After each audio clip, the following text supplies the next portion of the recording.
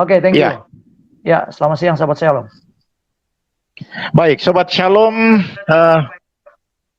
Seperti yang sudah kami janjikan di beberapa waktu yang lalu bahwa pagi hari ini kita akan mengadakan talk show. Dan sekarang ini saya sudah terhubung dengan seorang pengacara yang juga hamba Tuhan, Pak Happy ya. Selamat pagi, Pak Happy. Selamat pagi Pak Ekber. Shalom. Iya, puji Tuhan ya. Shalom, shalom. Sekarang ada di Jakarta atau lagi tugas ke luar kota ini, Pak Happy? Ya, terima kasih, bersyukur sekarang saya lagi berada di kota Semarang, Jawa Tengah. Oh, lagi tugas. Lagi tugas. Oh, lagi tugas. Iya, Pak Epi, senang sekali karena pagi hari ini kami tidak salah memilih narasumber ya, untuk kita berbincang-bincang 60 menit ke depan tentang satu hal yang sedang membuat galau banyak gereja ini, Pak ya. Dengan adanya surat dan kebijakan dari IUP ya, atau Insight Unlimited Publisher, yang meminta supaya gereja-gereja yang mengadakan siaran langsung ibadah minggunya itu harus berlangganan ya, yang namanya streaming license, dan ini punya kaitan juga dengan hak cipta dari penyanyi pencipta rohani. Oke, saya kira ini kesempatan yang baik karena Pak Happy juga selama ini banyak juga bergelut dengan dunia haki ya, soal hak cipta ini. Nah, karena itu sekarang karena ini sudah menjadi persoalan, sedikit masalah yang menimbulkan pro dan kontra. Pagi hari ini saya mau berdiskusi dengan Pak Happy. Ini bagaimana sebenarnya negara kita ini melalui regulasi, melalui undang-undang mengatur tentang hak cipta, Pak. Adanya di mana dan seperti apa itu? Baik, terima kasih sahabat Shalom dimanapun yang mendengarkan acara ini, baik yang melalui StreamYard maupun Radio Shalom. Topik yang menarik yang disampaikan kepada kami ini topik yang memang lagi update, ya. Tetapi jika kita mau mencermati bersama, sebenarnya pemerintah kita nyaris tidak pernah tidak mengadopsi segala kepentingan soal yang namanya hak cipta ya. Ke belakang kita bicara bahwa hak cipta ini diatur oleh Undang-Undang 28 2014. Yeah. Akan tetapi kekinian ini pemerintah sebenarnya telah mengakomodir yang namanya hak cipta dan royalti ini. Sebenarnya kekinian ini sementara sekarang ini lagi proses peralihan sejak pemerintah mengeluarkan peraturan pemerintah nomor 56 2021. Ini dia harus harus dipahami. Saya sedikit membaca apa yang ditulis oleh IUP itu, tetapi yang saya tidak melihat adalah apa yang menjadi legal standing ya, apa yang menjadi positioning mereka sesuai dengan undang-undang hak cipta dan peraturan pemerintah sampai peraturan menteri yang sudah ada. Itu tentang hak cipta dan royalti itu sudah ada diatur secara jelas sampai kepada peraturan menteri hukum dan HAM tentang peraturan pelaksanaan atau peraturan teknis PP nomor 56 2021 itu bulan Maret. Jadi saya melihat ada beberapa aspek yang harus kita sama-sama mengetahui, baik sebagai masyarakat gereja maupun masyarakat negara ini, bahwa kalau bicara tentang hak cipta ini sebenarnya ada dulu yang namanya YKCI, Yayasan Karya Cipta Indonesia. Berkembang ada juga ya yang lain-lain, di samping YKCI sudah ada lain yang asosiasi dangdut dan macam-macam yang sama-sama memiliki kuasa sebenarnya. Harus dipahami bahwa pemungut royalti hak cipta ini ada yang namanya kuasa. Jadi pemahamannya, kalau saya sedikit waktu mungkin nggak sampai 5 menit, saya coba menguraikan sebenarnya pemahaman peraturan pemerintah 2021 yang ditandatangani Pak Joko Widodo selaku presiden kita. Di situ sebenarnya sudah jelas dan tegas negara sekarang sudah dapat dikatakan sudah mengadopsi bahwa yang berkepentingan itu adalah negara. Ya. Nah, apakah di luar negara itu punya hak-hak untuk menjadi penyelenggara ya dalam undang-undang itu? Mari pendengar Shalom, sahabat Shalom, saya coba melihat dalam peraturan pemerintah itu nomor 56 2021 ya, kalau peraturan menterinya juga ada tahun 2021 juga nomor 20. Nah, di dalam peraturan pemerintah ini yang menyangkut royalti, hak cipta, pengelolaan royalti, ciptaan, pencipta, pemegang hak cipta, kuasa sendiri, kuasa ya, dan hak terkait lisensi. Nah, ini yang baru didengar dalam era presiden ini, ada yang baru ada yang namanya Lisensi. lembaga di bawah lisensi itu dulu sampai lisensi ada dalam undang-undang itu. Nah, dalam periodisasi peraturan pemerintah yang sekarang ada yang namanya lembaga manajemen kolektif LMK. Sesudah LMK itu ada yang namanya lembaga manajemen kolektif nasional. Ini lembaga inilah ya yang menjadi perpanjangan tangan pemerintah untuk mengatur ini. Ini adalah sebenarnya lembaga pemerintah menyatakan diri karena ini non APBN yang nanti mengelola tentang hak cipta, royalti, dan yang saya katakan tadi di atas. Ini yang harus kita pahami dulu, ya. Kita sebelum kita, nah, yang menjadi pertanyaan begini, undang-undang hak cipta, ya, yang saya sebutkan tadi peraturan nomor 28 2014 dan peraturan pemerintah 56 2021 dan nanti mohon dicatat oleh para pendengar sahabat Shalom, peraturan menterinya adalah peraturan Menteri Hukum dan HAM nomor 56 2021. Supaya sama-sama tahu kita, supaya kita masyarakat seperti yang saya katakan di awal, masyarakat gereja memahami juga gitu aturan ketatanegaraan kita bahwa negara tidak pernah ketinggalan terhadap rakyatnya, ya kan?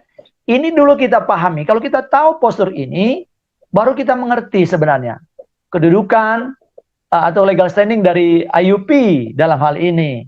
Saya masih bertanya-tanya, apakah IUP sudah termasuk pemungut ya bahasa saya, kuasa daripada pencipta yang sudah mendaftarkan diri sebagaimana yang disyaratkan dalam peraturan pemerintah itu dan peraturan hukum dan HAM. Saya belum bisa menjawab sekarang karena saya profiling IUP ini adalah suatu boleh dikatakan lembaga atau perseroan. Saya juga belum memahami detailnya, tapi apakah dia sudah masuk sebagai semacam agensi ya yang disyaratkan dalam LMK dan LMKN itu. Nah, itu. Buat saya gereja ataupun penyelenggara apapun, saya mendahului mengatakan di dalam peraturan pemerintah gereja tidak menjadi objek. Ya, saya uraikan sedikit ya. Apa sih yang menjadi objek daripada peraturan pemerintah ini yang dapat dikenakan yang namanya royalti dan hak cipta? Di sini telah jelas bahwa yang menjadi objek itu dalam pasal 3 ayat 2 bentuk layanan publik yang bersifat komersial. Ya. Ya, ini yang harus dipahami kita semua ya. Bentuk layanan publik yang bersifat komersial sebagaimana dimaksud dalam LMKN itu apa? Pertama, seminar dan konferensi komersial. B, restoran, kafe, pub, bar, bistro, klub malam, dan diskotik. C, konser musik. D, pesawat udara, bus, kereta api, dan kapal laut. E, pameran dan bazar. F, bioskop. G, nada tunggu telepon. H, bank dan kantor. I, pertokoan. J, pusat rekreasi. K, lembaga penyiaran televisi. L, lembaga penyiaran radio. M, hotel, kamar. Ya, hotel, kamar, hotel, fasilitas hotel, dan terakhir usaha karaoke. Peraturan pemerintah ini tidak ada menyebutkan gereja sebagai objek daripada peraturan ini. Ya, kalau yang dimaksud dengan streaming teks atau apapun namanya yang dinamakan itu, saya mengutak-atik dua peraturan yang terbaru ini Saya lagi agak-agak bingung, itu mau dikategorikan kemana IUP itu, ya kan, legal standing seperti apa, sehingga terjadi yang namanya connectivity dengan peraturan-peraturan yang diatur oleh negara. Negara mengakomodir ini sebenarnya bukan tanpa dasar. Seolah-olah begini kok, YKCI diambil alih oleh pemerintah. Sebenarnya bukan. Negara untuk menaikkan harkat dan martabat para pencipta lagu dan pekerja seni, negara mengambil alih ini mirip-mirip ya. Saya boleh, ini pendapat pribadi saya, mirip-mirip dikala pada saat jenis soal sertifikasi halal dari MUI diambil oleh pemerintah, kalau bahasa saya diambil, di take over. Agak mirip dengan ketentuan tentang hak cipta dan royalti ini dari yang kita kenal YKCI. Kalau Radio Shalom ini dipungut oleh Asosiasi Radio, itu store-nya zaman dulu ke YKCI. Itu pemahaman saya. Nah, setelah ada undang-undang ini, itu semua basically ada namanya data SILM. Ya, ini jadi data induk segala macam itu nanti berada di lembaga ini, lembaga yang dibentuk pemerintah ini. Nah sehingga terkonsentrasi. Jadi yang namanya pencipta terlindungi, segala macam yang menggunakan terlindungi. Jadi sebenarnya kasus yang sekarang ini memang sangat hangat di dunia pelayanan ini, memang kita tahu ada unsur komersialisasi. Tetap komersialisasi dalam pengertian begini ya, yang YouTuber itu gereja di live lewat YouTube. Tetapi menurut saya begini, jangan juga mengabaikan ini peraturan yang paling baru ini. Walaupun masa peralihannya memang masih ada 2 tahun, sejak Maret 2021. Tetapi peraturan menteri, kalau kita perhatikan bersama, sudah mencabut ketentuan-ketentuan sebelumnya. Peraturan menteri nomor 20 2021 sudah mencabut. Ada beberapa ketentuan menteri sebelumnya yang mengatur tentang hak cipta dan royalti ini. Jadi ini pemahaman ini dulu yang kita pahami sebelum kita diskusi ya teman-teman yang ingin bergabung, agar supaya kita tahu frame-nya. Jangan buru-buru, ya, jangan buru-buru mengklaim bahwa saya lah pemegang ini, padahal ada institusi-institusi atau lembaga yang harus kita juga hormati sebagai penyelenggara, sebagai yang memiliki mandat, ya kan? Saya tidak di dalam peraturan pemerintah ini tidak menolak kok ada lembaga apapun perorangan yang menjadi kuasa daripada pencipta atau pekerja seni.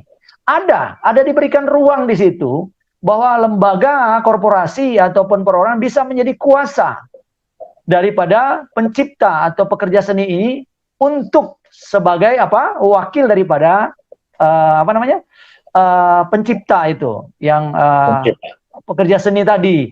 Ada, cuma pertanyaan kembali, di masa transisi ini, jangan kita cepat-cepat, ya kan, lembaga gereja ini, saya sudah katakan di awal tadi, di dalam peraturan pemerintah ini tidak termasuk objek, ya kan? Tidak termasuk. Itu persoalannya. Kalau sekarang masalahnya dia mengadopsi segala macam, ada seperti tayang YouTuber segala macam itu dalam konteks yang harus kita lihat secara jernih. Jangan bisa diutak-atik, ya, jangan bisa karena apa ya? Karena saya bilang tadi, kalau salah kita menempatkan ini, jadi gado-gadonya jadi nggak lesat. Jadi saya kira awalnya itu dulu, Pak Gilbert, sambil pemanasan kita. Iya. Oke. Pak Happy, kalau kita baca press release ya yang dikeluarkan oleh IUP itu, mereka mengatakan bahwa ada sejumlah pencipta lagu yang ada di bawah mereka, memberikan kuasa mereka untuk pengelolaan royalti dan sebagainya. Dan sepertinya dari surat yang kita terima, memang di situ dikatakan untuk ibadah-ibadah biasa hari Minggu yang tidak disiarkan secara langsung melalui YouTube itu no problem, silakan dinyanyikan saja untuk kemuliaan Tuhan. Nah, tapi ini jadi lain lagi karena IUP ini kan meminta gereja-gereja untuk mendapatkan streaming license, ya, lisensi streaming dari mereka supaya lagu-lagu yang dinyanyikan di YouTube itu tidak dipotong atau mungkin tidak bernilai komersil dan lain sebagainya. Kalau saya tangkap yang Pak Happy bilang tadi berarti ada peraturan yang terbaru.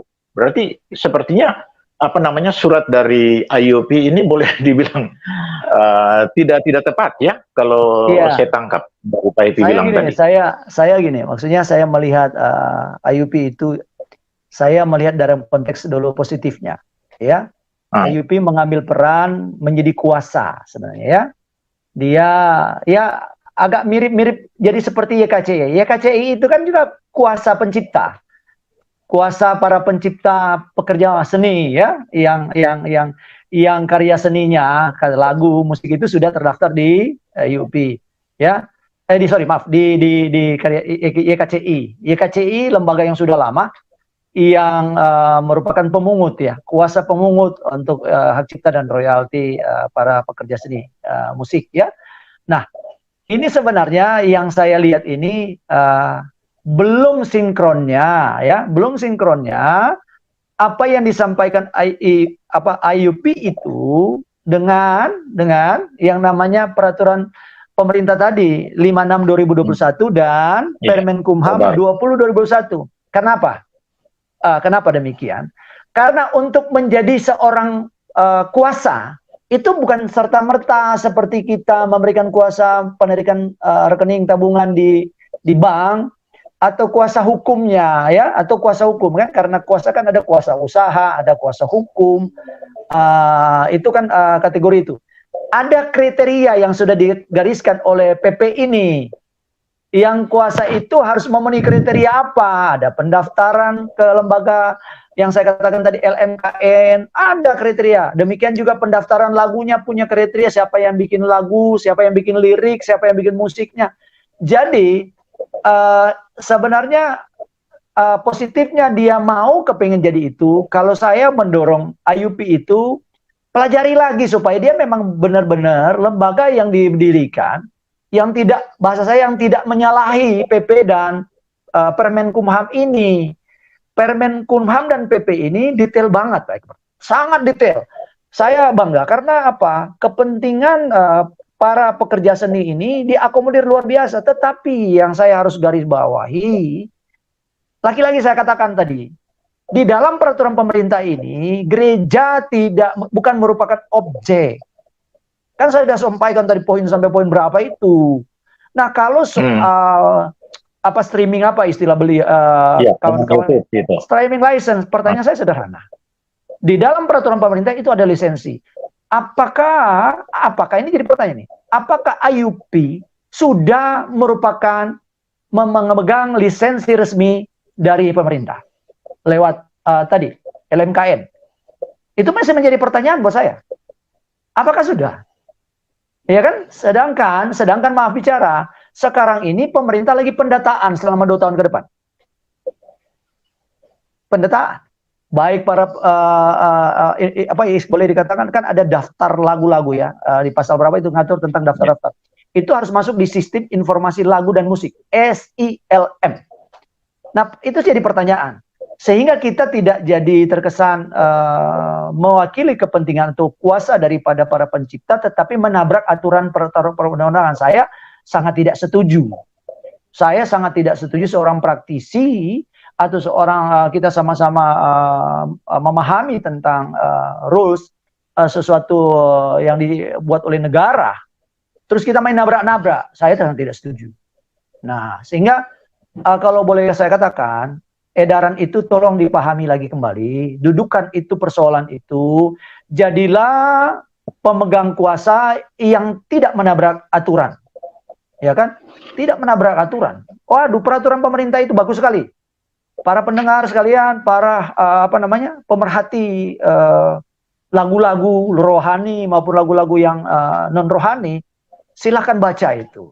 Karena ada kepentingan-kepentingan negara yang memang diakomodir di situ, kepentingan pencipta, pengguna, ya kan, untuk komersialisasi. Dan di peraturan pemerintah, maaf Pak Iqbal, sampai urusan mikro, usaha mikro itu dia mengadopsi bagaimana yang dikecualikan, mana-mana yang diringankan. Karena ini ada potensi pendapatan negara juga dari sektor pajak. Seperti saya harus katakan di sini. Sekarang misalnya IUP mungut, saya pertanyakan PPN, PPH-nya, apakah IUP diberikan hak untuk memotong? Ya kan? Nah, terus bagaimana kontribusinya? fakturnya siapa yang keluarkan? Banyak sekali loh. Jadi maaf ya, jangan mentang-mentang ini lagu-lagu lagi terus jadi aji mumpung bahasa saya. Jadi aji mumpung. Saya cukup kritis dalam soal ini ya. Silakan yang punya beda pendapat, tetapi jangan juga aji mumpung. Kenapa aji mumpung? Ada aturan negara kok. Ya kan? Kita tidak naif melihat bahwa YouTuber juga ada menghasilkan. Tetapi harus bahasa saya gini, harus proporsional. Lihat dulu yang namanya royalti ini yang disinggung oleh IUP atau hak cipta. Ini ada koridornya. Bukan semata-mata melihat undang-undang tentang hak cipta 28 2014. Lihat juga peraturan yang di bawahnya itu, PP dan peraturan menterinya. Jangan taruh undang-undang yang lebih tinggi ini, tetapi mengabaikan peraturan pelaksanaannya. Kalau saya boleh katakan begitu. Kan royalti, lisensi segala macam ada. Apa saya bilang ada tambahan baru? Apakah IUP sudah masuk di LMKN ini? Nah itu kan? Nah gitu loh. Jadi marilah kita sama-sama belajar ya. Baik saya sebagai hari ini yang persiapan narasumber maupun masyarakat, kita belajar. Apa sesungguhnya yang menjadi motivasi, ya apa yang menjadi prinsip dasar, ya kan, dalam terjadi bahasa saya gelombang seperti ini. Jadi apa ya? Jadi kurang bahasa saya kurang optimal kita membicarakan ini tanpa mengerti polisi pemerintah. Saya kira itu, Pak Iqbal. Iya, Pak Happy, beberapa waktu yang lalu IUP manajemennya mengadakan konferensi pers dan kita dari media rohani Indonesia diundang untuk ikut bersama. Nah, saya kutip penjelasan dari mereka seperti ini, bahwa platform dan YouTube itu sangat konsen pada persoalan hak cipta. Sehingga kalau misalnya satu gereja mengadakan ibadah dan mereka menyanyikan lagu yang sudah ada under IUP, yang diberikan kuasa kepada IUP, manajemennya takutnya lagunya itu akan disenyapkan, karena kita lihat di YouTube ini memang kalau lagu ciptaan orang yang kita publish biasanya mereka senyapkan. Jadi karena itulah sebenarnya tujuan mereka adalah bagaimana supaya gereja itu mendapatkan streaming license itu, ya mungkin nanti uangnya itu akan dipakai bayar royalti dan lain sebagainya, supaya ibadahnya bisa berjalan baik. Karena itu yang ditakutkan kalau misalnya IUP ini lagu-lagu, katalog lagu yang ini di bawah kami. Nah, kalau misalnya itu dinyanyikan lewat YouTube, mungkin Facebook tidak ya, tapi yang kita tahu selama ini Facebook, YouTube itu sangat ketat dengan itu, takutnya itu sehingga akan disenyapkan. Nah ini motivasinya sebenarnya dari sana kalau kita tangkap. Ini bagaimana Pak? Ya. Dengan undang-undang. Kalau motivasi itu poin ini saya apresiasi. Saya apresiasi agar supaya supaya ada keseimbangan hak dan kewajiban sebenarnya. Ya. Cuma saya katakan tadi di awal bahwa kita harus mengerti dulu persoalan ini. Kalau yang disoalkan itu dalam konferensi pers adalah soal ada senyapkan sebagian karena itu karya itu dimiliki orang, ya kan? Iya, dimiliki. Karya orang itu memang sering terjadi di YouTube. Akan tetapi yang saya mesti lihat adalah begini, maksud baik daripada saya katakan maksud baik dari Pak IUP itu agar supaya itu tidak disenyapkan misalnya. Itu berjalan sesuai dengan koridor-koridor yang sudah ditentukan oleh pemerintah, ya kan? Karena begini, yang saya lihat ya, IUP ini kan menjadi kuasa dari para pencipta, itu yang saya lihat.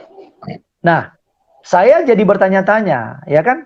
Kalau IUP jadi kuasa daripada para pencipta, nah sedangkan ada lagu-lagu yang saya tahu persis dari para pencipta lagu itu yang masuk juga daftarnya di YKCI.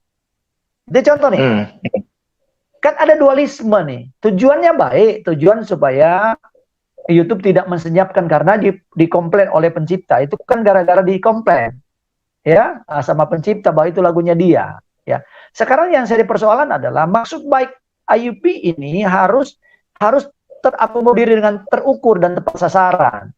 Ya kan saya bilang kan, IUP hadir ini mirip YKCI. Sedangkan Sedangkan sekarang itu lembaga ini sudah diadopsi lewat peraturan pemerintah ini yang jadi regulator sudah diatur pemerintah, dan pemerintah ada lembaga nirlaba yang dibentuk oleh dia, LMK yang dibentuk oleh dia yang mengatur itu semua. Gitu loh. Nah, tujuan mensenyapkan itu kan sebenarnya menurut pendapat saya solusinya adalah memberikan pemberitahuan itu, mengkomplain ke sana, dan kasih tahu bahwa ini siapa sebenarnya pemegang hak itu. Oh, yang bersangkutan, lagi-lagi, ya kan? Lagi-lagi regulator negara sekarang cuma satu yang pemegang hak di negara ini, ya LMKN. Gitu loh. Jadi ini yang harus kita posisikan dulu. Maksud tujuan baik memang harus juga diimbangi dengan jalur yang baik, ya, jalur yang baik. Kalau disinggung dari press release itu kan saya tidak melihat mereka memahami persis apa ini maksud dalam peraturan menteri itu dan peraturan pemerintah itu. Kalau tujuan kalau tujuan sudah masalah senyap itu coba dikomunikasikan secara baik dengan yang namanya penyelenggara sekarang. Penyelenggara sekarang kan pemerintah, ya kan? Bagaimana itu? Jangan langsung motong, karena ada dua sisi nih. Ada yang saya bilang tadi, pemerintah sebagai regulator. Nah, sekarang pemerintah di samping sebagai regulator, dia juga adalah operator. Karena dia membentuk lembaga nirlaba non-APBN. Di dalam peraturan pemerintah disebut lembaga nirlaba non-APBN, artinya tidak biaya negara. Ya kan? Dibiayai oleh kelompok itu. Ya, dari hasil-hasil royalti itu diaturlah sedemikian rupa bahwa ada pembebanan biaya. Jadi, poin yang saya lihat tadi yang Pak Ekbar katakan bahwa kalau cuma tujuan senyap, ya itu bagusnya dikomunikasikan dengan baik agar supaya legal standing IUP itu benar-benar sesuai dengan peraturan pemerintah dan keputusan peraturan Menteri Hukum dan HAM itu sesuai, sehingga benar-benar untuk menyampaikan hak-hak pencipta kepada misalnya YouTube itu dapat terakomodasi dengan baik. Kalau main pangkas begitu kan, kalau senyap itu kan karena permintaan. Senyap itu pemahaman yang kami alami adalah itu kan dikomplain oleh pencipta kepada YouTube, ya kan, dikomplain kepada YouTube. Persoalannya kalau untuk Indonesia ini, apakah pencipta itu dia sampaikan langsung atau lewat kuasa? Kalau dari cerita Pak Ekbert kan ini lewat kuasa IUP. Pertanyaannya, IUP ini tidak melangkahi LMKN sebagai otoritas sekarang, atau pahit-pahitnya YKCI. Lagu-lagu banyak di YKCI. Nah, jadi ini yang harus kita sama-sama pemahaman supaya selalu saya berkata jangan gatal di tangan kanan, cubit di tangan kiri. Sama-sama gatal gitu. Cuma jangan tangan kanan, cubit kiri. Jadi ini sama-sama saya tidak bermaksud mengeliminir maksud baik daripada IUP ya. Tidak, tapi lihat dulu loh, regulator di kita seperti apa. Ya, regulasi pemerintah kita seperti apa supaya kita tidak jadi seperti terkesan ya, jadi melanggar aturan. Itu. Jadi kalau cuma tujuan senyap itu, dudukan dulu persoalan ini. Kalau orang mengkomplain itu seperti apa, karena YouTube akan jadi lembaga yang pencipta komplain, bisa-bisa juga Pak Ekbar sama saya komplain, ya kan? Nah, kalau saya sama Pak Ekbar sudah memiliki lisensi LMKN, saya juga bisa komplain. Sorry, ini yang punya hak untuk meminta sudah jatuh ke kami sebagai kuasa misalnya kan. Kalau kami sudah memiliki lisensi yang dikeluarkan oleh MKN, karena semua wajib daftar. Makanya saya bilang di awal tadi, maaf ya untuk IUP, teman-teman IUP. Kalian sudah dapat lisensi nggak dari LMKN? Ya kan? Sudah terdaftar di sana belum? Gitu loh. Itu contoh-contoh lah. Supaya maksudnya kita sama-sama jangan di sana disenyapkan diminta, buntut-buntutnya juga kan pungut royalti kan.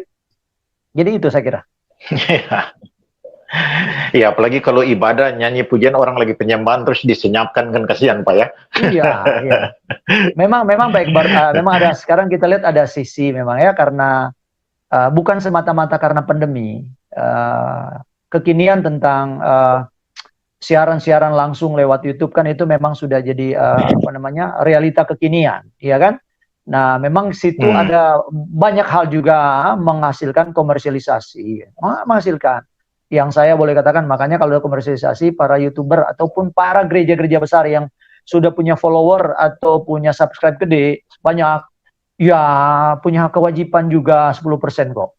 Artinya kalau mau taat sama pewartaan firman kan gitu. Jadi jangan begitu dapat banyak juga lupa gitu loh. Nah sekarang begitu para pencipta juga komplain, ya kan? Seperti kesannya kebakaran jenggot. Ini sangat yang harus sinergitas lah. Ya kalau Pak Egbert sekarang misalnya harus bayar kedua, sekarang kan dari Asosiasi Radio PRR SSNI itu kan sudah dipungut, sudah pungut. Kalau double pungut gimana? Nah, makanya saya tanyakan, boleh kok sekarang lupa bahwa pemerintah sudah mendirikan lembaga resmi kok, gitu kan? Nah, kayak gitulah Pak Egbert. Iya, Pak Happy, saya lanjut lagi. Kalau Undang-Undang 28 2014 itu tentang pembayaran royalti itu kalau hak ciptanya dikomersilkan. Nah, kalau contoh misalnya ya, taruhlah seperti sekarang ada gereja yang karena pandemi atau memang karena kekinian seperti Pak Happy bilang tadi, mereka melakukan ibadah disiarkan streaming melalui YouTube. Hanya mereka itu tidak apa ya, istilahnya itu apa, monetize itu untuk di pembayaran ya. Jadi memang murni tidak ada nilai uangnya di sana. Nah, kira-kira bagaimana nih aturan kalau Undang-Undang 28 tadi ini dikomersilkan, sementara gereja ini murni dia punya follower jutaan pun dia tidak menerima apa-apa dari YouTube. Bagaimana? Apakah harus ini juga? Ini. Makanya saya katakan tadi Pak Egbert ya, saya mudah-mudahan saya tidak salah ya melihat objek daripada PP 56 2021 ya, objek ya. Objek kan sudah jelas tadi, ada banyak sekali objeknya kan ada. Saya tidak menemukan gereja menjadi objek, ya kan? Saya tidak menemukan. Tetapi ada realita yang kita sama-sama tahu bahwa gereja juga mengadakan apa namanya siaran ya, yang ibadah ada online, yang ibadah online bahasa sekarang. Memang itu juga ada yang belum masuk kategori mendapatkan monetisasi itu tadi kan. Nah, memang ada kan, ada. Tetapi YouTube kan juga punya aturan ya, dalam berapa jam tayang dan berapa subscribe kan sudah mendapatkan monetisasi tadi. Nah, yang menjadi pertanyaan kan begini, nanti lama-lama siaran akhirnya mendapat. Kalau nggak dapat, sisa-sisa saja. Tetapi kalau saya baca dari konteks, kalau konteks yang kasus yang lagi yang kita bahas ini kan adalah mau dapat atau tidak, mau dapat atau tidak. Mohon dikoreksi saya ulang-ulang baca press release itu, tanggapan IUP. Mau dapat atau tidak kan sebaiknya meminta semacam maaf ya, semacam meminta izin kepada IUP sebagai kuasa daripada pencipta lagu itu, ya kan? Sehingga saya di awal mengatakan, apakah IUP sudah punya hak pungut itu, sedangkan sekarang lembaganya ada gitu. Apakah dia sebagai kuasa sudah memiliki lisensi yang terdaftar? Saya pertanyakan lagi itu. Oke, kembali kepada pertanyaan soal apa namanya penayangan itu. Ada aspek memang dua yang terjadi dalam kekinian. Pelayanan yang lazim konvensional di gereja, ya kan? Pelayanan biasa. Sekarang kekiniannya adalah yang di gereja sekalipun misalnya ada umat atau jemaatnya di-live-kan keluar kan. Nah, tetap disiarkan live. Ya.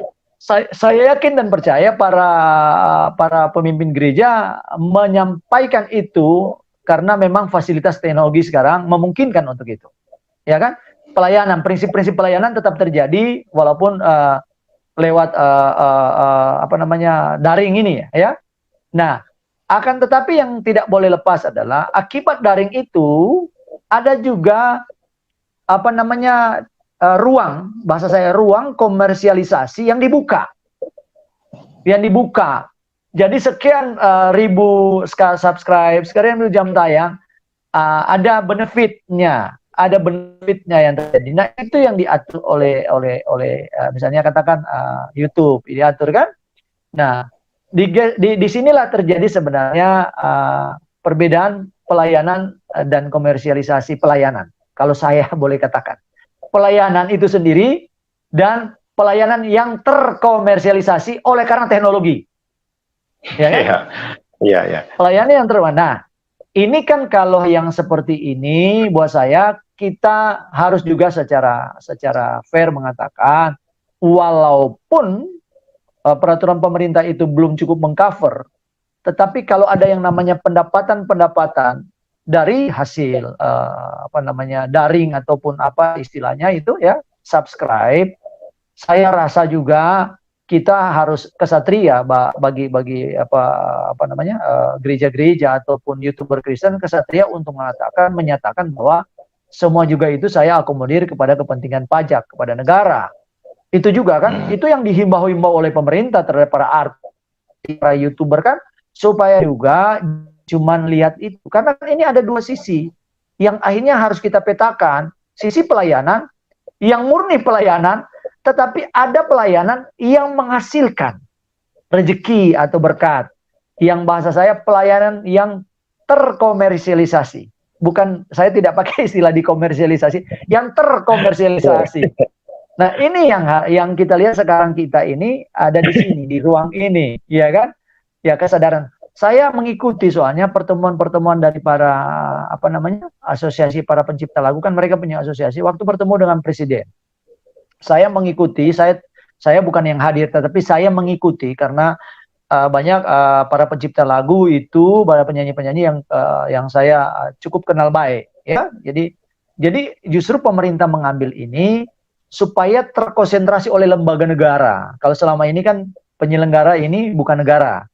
Nah, supaya ada jaminan para pekerja seni, ya, pencipta lagu untuk perlindungan hukum terhadap karya-karyanya sebenarnya, ya kan? Makanya ini yang menjadi landasannya, ya. Itu kurang lebih lah, Pak Egbert. Oke.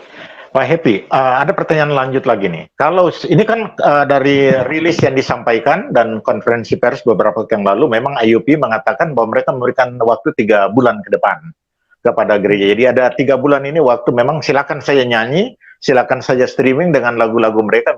Salah satunya misalnya GPCC ya, itu ada di under mereka, di bawah mereka. Nah, lalu kemudian setelah 3 bulan, kata gereja juga berpikir, wah kita punya subscribe juga cuman berapa orang ini, yang nonton juga sekian. Mereka jalan aja dengan misalnya ibadah minggu menggunakan lagu dari GPCC yang nyata-nyata ada di bawah kuasa IUP tadi. IUP. Terus karena sudah dilaporkan, sudah disampaikan ke YouTube, maka YouTube mensenyapkan itu lagu itu.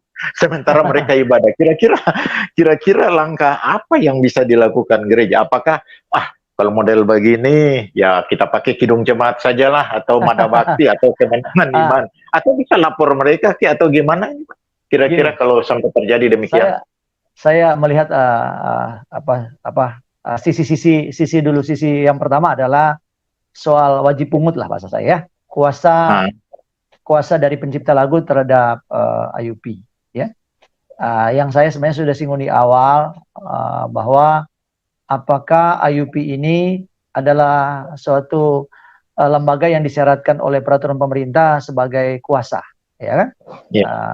Kuasa untuk memungut itu, ya. Apakah dia sudah, bahasa saya sudah memiliki lisensi? Saya tidak bisa menjawab itu karena yang tahu itu IUP, ya kan? Yang tahu IUP.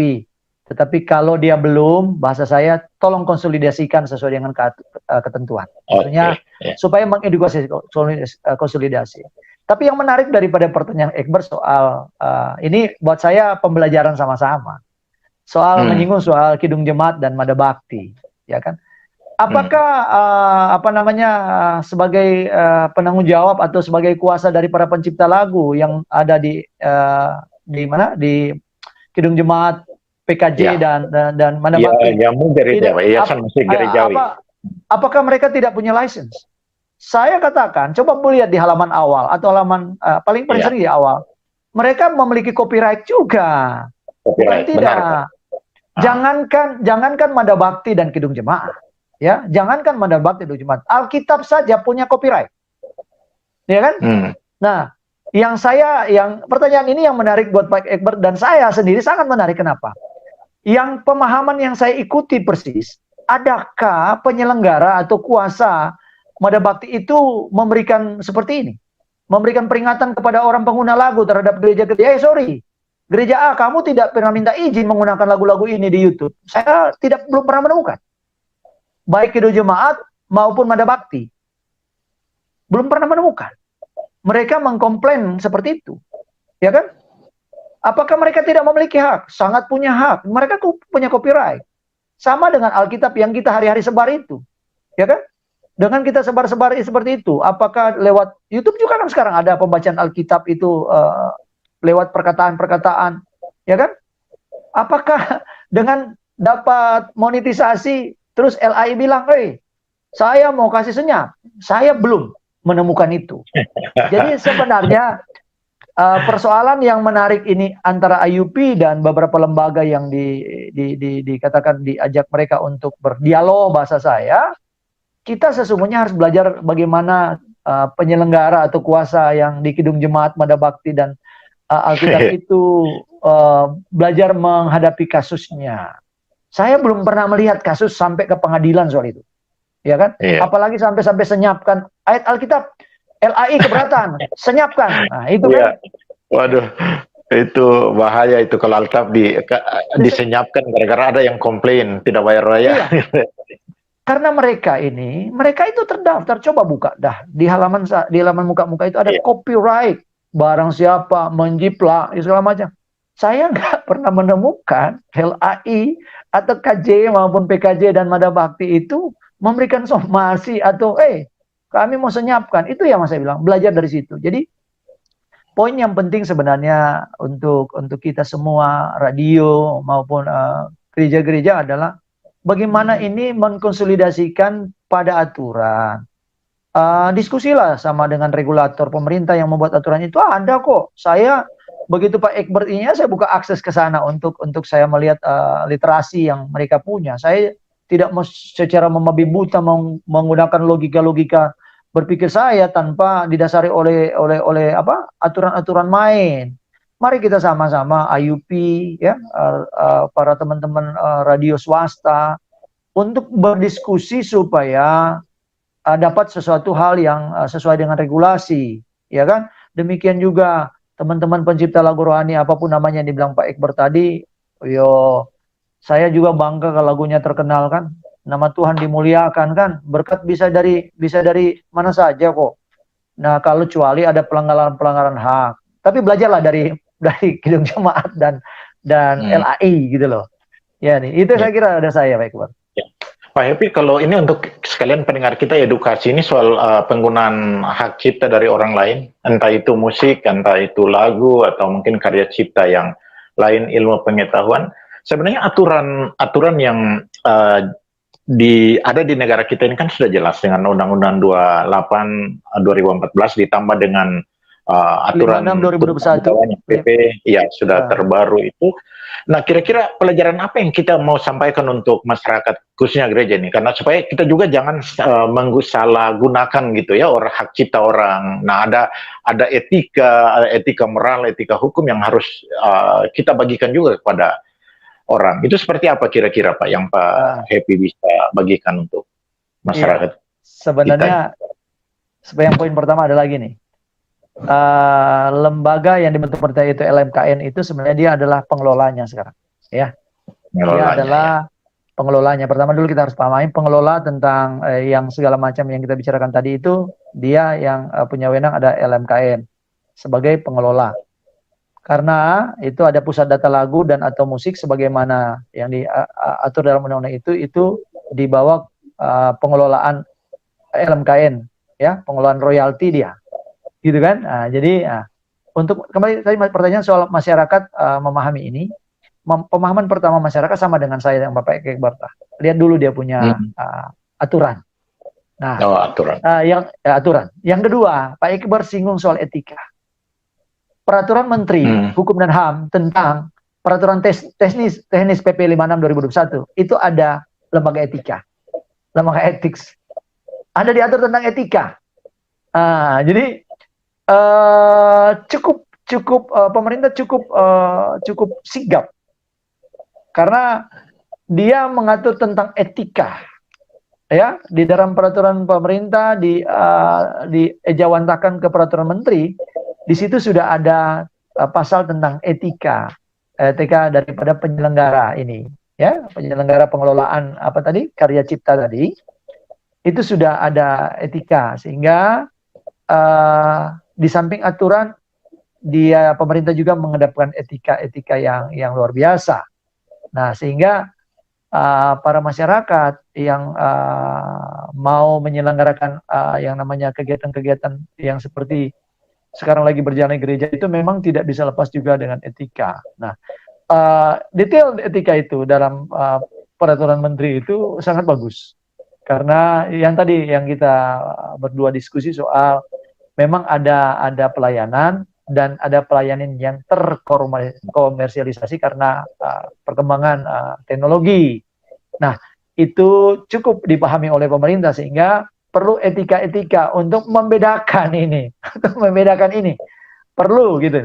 Itu maksud pemerintah begini, harus ada kesadaran hakiki, ya kan? Sehingga jangan mencampur adukan pelayanan-pelayanan yang murni, ya kan? Ya itu, dan pelayanan-pelayanan yang terkomersialisasi. Sebab pemerintah sangat menjamin para pekerja seni, ya lewat karya-karya ciptanya, tetapi pemerintah juga ya membuat kita sadar gitu loh bahwa jika ada pendapatan-pendapatan, kita juga harus punya kewajiban kepada negara ini dalam soal yang terkomersialisasi itu, gitu loh. Itu kalau saya. Iya, kalau kewajiban ke negara oke ya, kalau memang itu wajib untuk ini. Kalau pandangan Pak ini tidak dalam kaitan dengan hukum, sebagai seorang yang biasa melayani Tuhan, lagu-lagu yang diciptakan oleh pencipta lagu rohani Pak, kemudian oke, dari satu sisi kalau didaftarkan ya karena memang dia adalah penciptanya dan itu harus dihargai. Tetapi kalau misalnya ada yang sampai harus dalam tanda kutip memaksa untuk harus gereja atau orang membayar ada nilai ekonominya di sana, padahal itu bukan nilai komersil, tanggapan Pak gimana? Taruh contoh seperti misalnya lagu Mazmur 23 itu kan, itu banyak dibuat dalam berbagai ragam, dan itu bagus sekali. Nah, ini kata-katanya ilhamnya ini kan dari atas. Iya. Roh Kudus. Jadi pencipta sebenarnya itu dari yang di atas kan. Tapi kalau kemudian ada yang mengklaim ini hak ciptanya saya sudah daftarkan, ya tanggapan ini tidak dalam kaitan ya oke lah hukum tadi kita sudah paham ya, tapi ini kan kajian rohani sedikit. Bagaimana kira-kira? Iya, memang kalau saya ya mohon maaf buat teman-teman, saya tidak mengabaikan karya seni ya seseorang ya. Karya seni itu adalah karunia ataupun talenta buat seseorang yang bisa menciptakan. Tetapi saya mengacu kepada yang kita bahas soal bagaimana Kidung Jemaat menyikapinya, bagaimana LAI menyikapinya kan. Saya sebagai warga Kristiani tentunya prinsip-prinsip pelayanan ini kan prinsip-prinsip adalah bagaimana kita mengisi tugas dan tanggung jawab kita terhadap Tuhan. Feedbacknya menghasilkan, itu kan feedbacknya. Ya kan? Kalau tidak menghasilkan, bukannya juga kita bilang itu feedbacknya juga, ya kan? Jadi kalau saya boleh katakan, kalau saya punya pribadi, pendapat saya pribadi, karya seni sudah diagungkan, sudah tercatat katakan Pak ya, sudah tercatat bagus nanti di daftar data SILM tadi itu ya sudah tercatat. Sampai kita mati berapa ribu tahun yang akan datang, dunia ini masih ada, itu tetap tercatat bahwa pencipta lagu itu adalah ya kan, di dalam ketentuan ini pun masih diakomodir kuasa ahli waris pun masih bisa mendapatkan royaltinya. Ahli waris pun tetap ya. Dapat. Yang menjadi catatan adalah wong kita pelayanan. Lagu di Kidung Jemaat sudah ratusan tahun itu, ya kan, tidak ada gegap gempita dimanapun di dunia ini yang keluar mengklaim, mengkomplain dan menuntut di persidangan. Nah, jadi kalau saya boleh katakan, banggalah kita bisa melahirkan karya untuk kemuliaan Tuhan. Yang saya garis bawahi dari pertanyaan Pak Egbert ini, maaf buat teman-teman yang pencipta itu, saya tidak bermaksud untuk menganulir. Tapi bukankah firman berkata, segala puji, hormat, dan kemuliaan hanya bagi Tuhan. Ya kan? Kalau teman-teman berkata, iya kan kami butuh uang buat makan minum.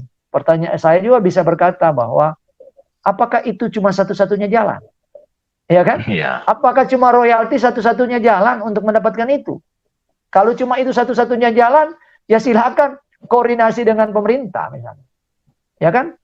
Kalau satu jalan, tapi saya nggak yakin karena Tuhan adalah jalan. Akulah jalan, akulah kebenaran, akulah hidup itu.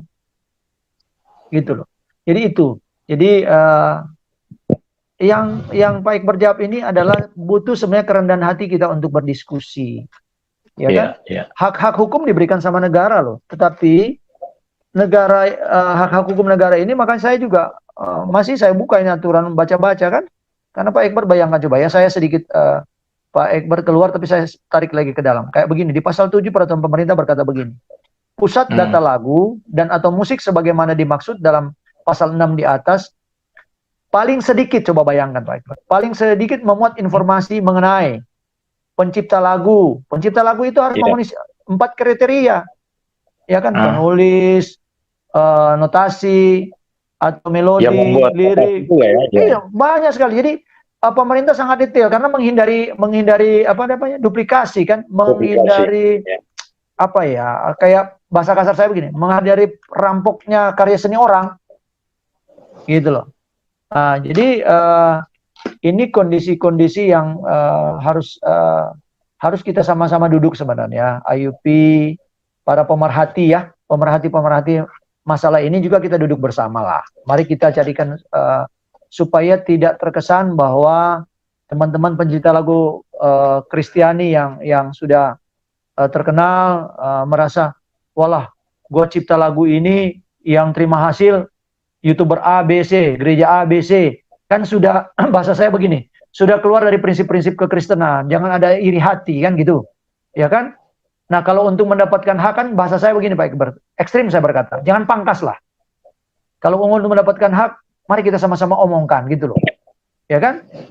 Kita sama-sama omongkan, bukan berarti apa? Bahasa saya tadi langsung pangkas gitu loh, langsung senyapkan. Waduh, terus kalau nggak ada suara mau pakai lagu apa dong? Ya kalau Pak Iqbal, kalau disenyapkan begitu, saya usul aja sama Pak Iqbal, kita usul sama teman-teman, kalau disenyapkan isi aja lagu Kidung Jemaat. Kan begitu, minta YouTube, udah kalau disenyapkan isi aja lagu Kidung Jemaat itu. Ya kan, padahal kita kan bagaimana ya, mewartakan Injil sampai ke ujung bumi gitu loh. Ini kan masalah monetisasi ini kan masalah duit kok. Jadi pelayanan jadi kayak tersumbat. Layani aja lah, rezeki si dia banyak ya, puji Tuhan, haleluya. Yang penting laguku tetap menggema. Banyak pencipta-pencipta lagu top yang sampai sekarang biasa-biasa aja, hidup susah juga banyak.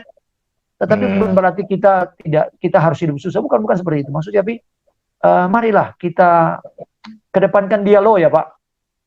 Kita kedepankan dialog lah. IUP, dialog, mari dialog, cari solusi sama-sama. Kalau senyapkan itu di gereja itu jadi lagu dangdut, coba bayangkan. Ya? Itu kan, ini keprihatinan saya lah Pak Iqbal. Mohon maaf buat teman-teman yang tidak nyaman, tetapi ini keprihatinan. Karena kan saya juga warga gereja, kepingin dengar, masa lagu khotbah ada, lagu nggak ada gitu. Saya juga sering dengar, lah putus lagunya, lah disenyapkan ini. Bahasa saya kan teganian ini pencipta. Kamu mau pingin terkenal, kalau nggak didengar orang gimana? Iya, itu dia, Pak. Gitu, saya agak curhat juga gitu loh, gitu kan? Iya. Gitu, Pak Happy, pendengar kita ini banyak juga ya, pendengar Radio Shalom banyak juga yang punya pencipta lagu. Mereka punya lagu banyak diputar di Radio Shalom juga. Nah, mungkin ini juga mewakili pertanyaan mereka. Untuk karya cipta kita itu memang menjadi, ini sebuah pilihan ya.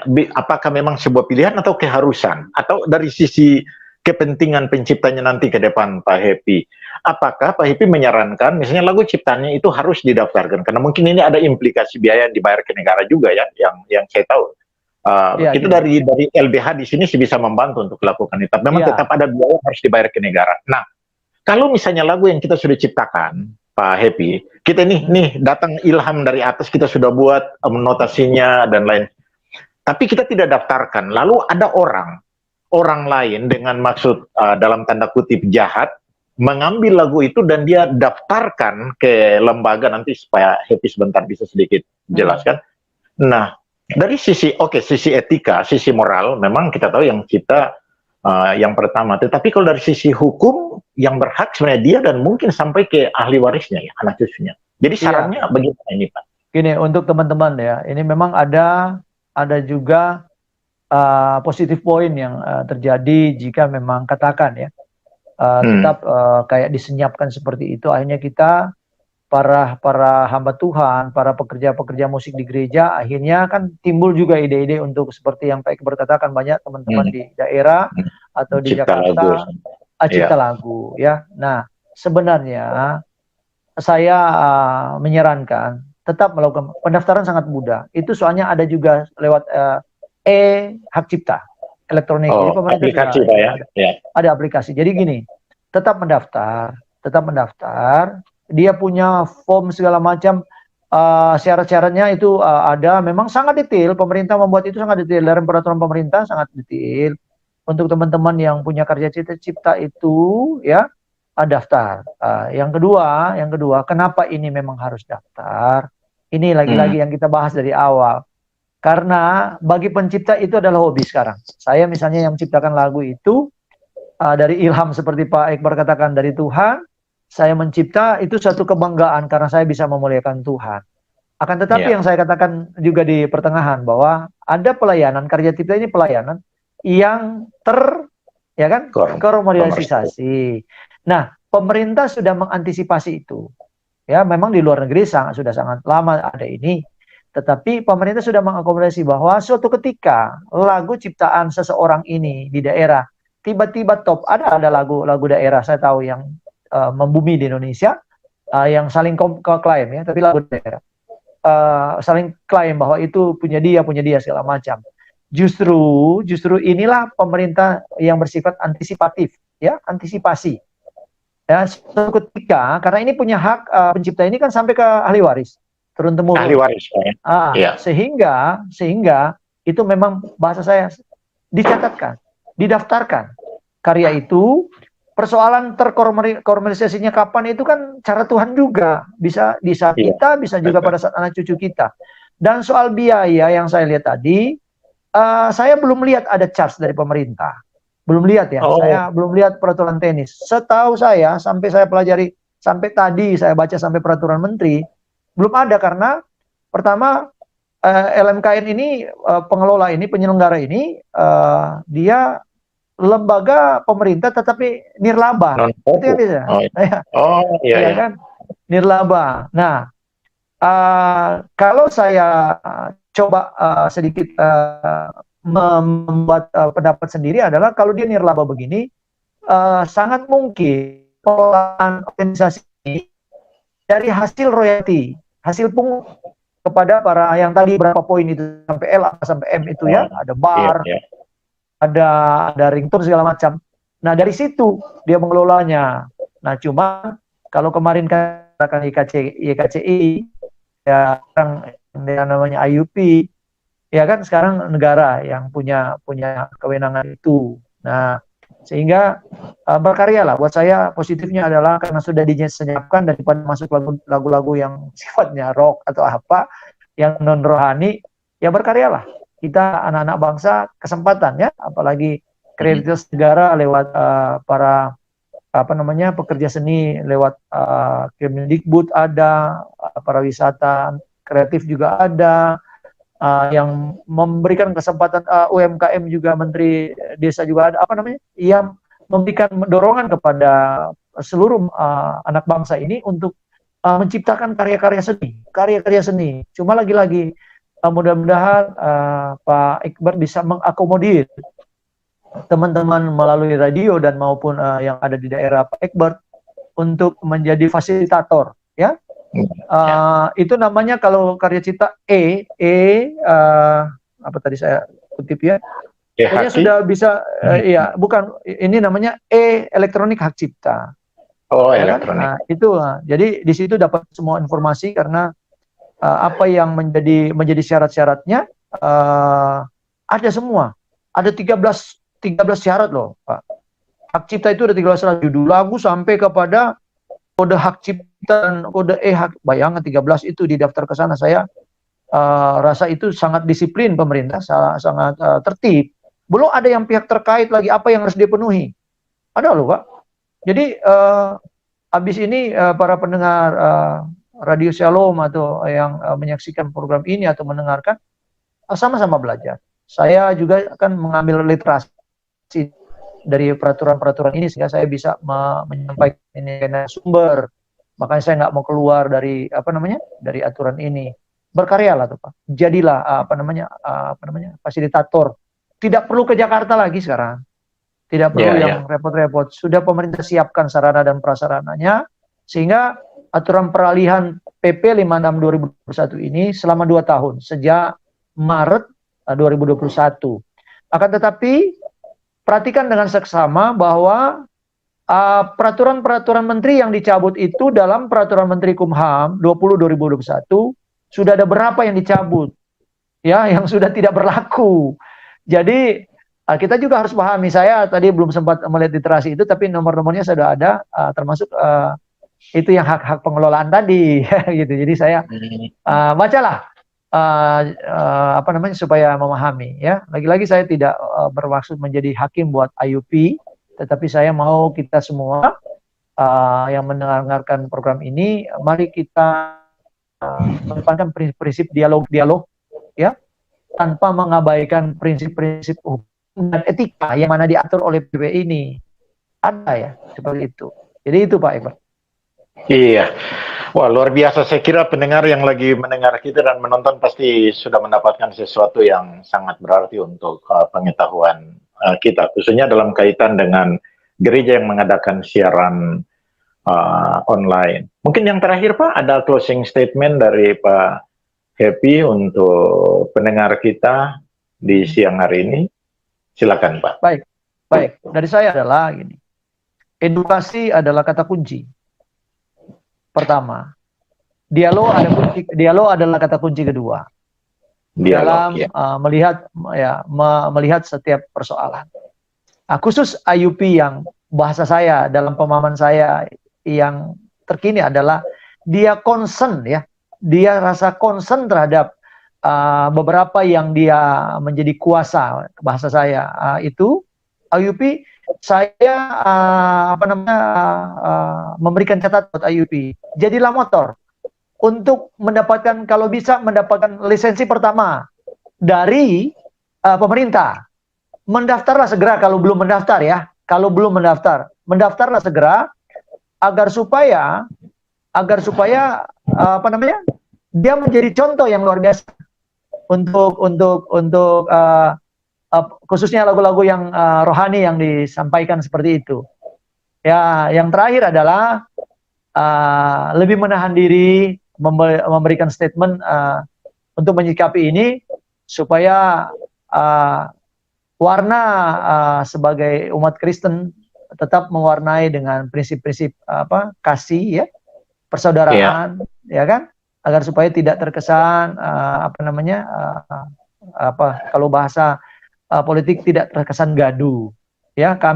Saya pribadi dan Egbert, jika memang mau bertukar pikiran, kami berdua selalu membuka kesempatan buat masyarakat untuk berdialog bersama untuk mencarikan jalan keluar dalam setiap persoalan yang sementara dihadapi. Saya kira itu Pak Iqbal.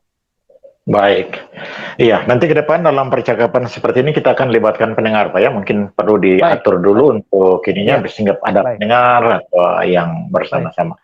Tapi saya kira ini menarik, Sobat Shalom, yang disampaikan Pak Happy Wajongkere, seorang pengacara, konsultan hukum, juga hamba Tuhan yang biasa melayani di Jakarta.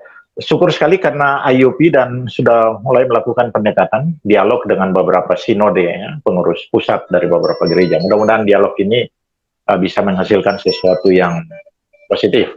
Iya, saya bayangkan kalau lagu Malam Kudus, ahli waris dari penciptanya minta bayar royalti habis. Desember nih orang merayakan tanpa Malam Kudus lagi. Nanti kita menyanyi dengan ini.